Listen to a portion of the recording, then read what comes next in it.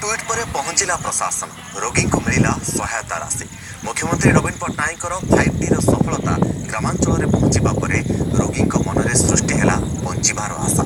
एभली चित्र देखा मिली गोप देशछली ग्रामर फकीर कांडी क्षेत्र में से 3 मास है बिना खाद्य शଯ୍ୟାଶାୟୀ जीवन बिताउछंती भोगे।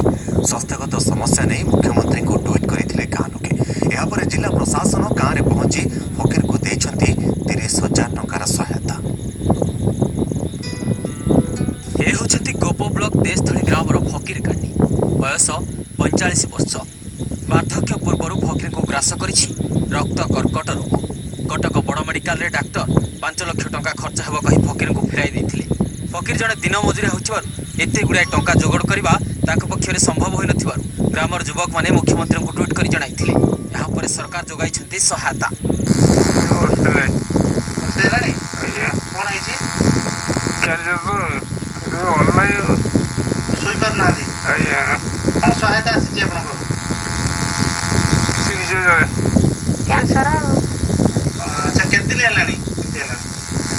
वर्षा है 3 मास है तो बाहर कटक जाइली नहीं करी पूरी जाए केते टका डाक्टर कहले खर्च हो बोली 5 लाख टका कम मती केते टका साहाय्य करछले आपण 30,000 टका देई 30,000 टंकार सरकारी चेक मिली से मिली सहायता समुद्र को संख्य बोली कहते परिवार और ग्रामवासी। फकीर को श्वास प्रक्रिया कष्ट होता बेले छाती जंत्रणा फकीर को शुआई दे। पत्नी रमा मझे लगी स्वामी मुहर हस फुटाइवा चेष्टा कर दूर हो पारुनी परिवार समस्या।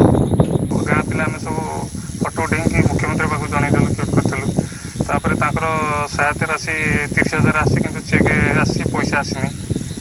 आम चाहूँ गरीब लोक एमर स्वच्छल किसी ना आ सरकारी हो कि बेसरकारी हो मुख्यमंत्री जदि किसी अधिका साहाय्य करती रोग आम चाहूँ टे भल हो।